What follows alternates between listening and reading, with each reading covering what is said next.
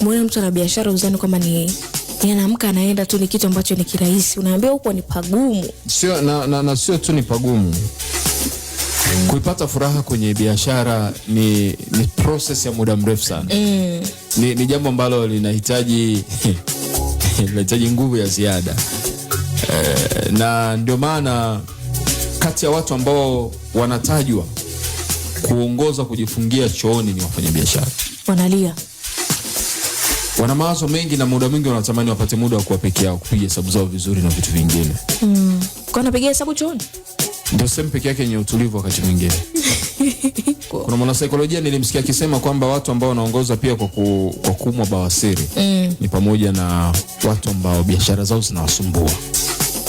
Hao wanakaa sana chooni muda mrefu sana. Kaa sana chooni.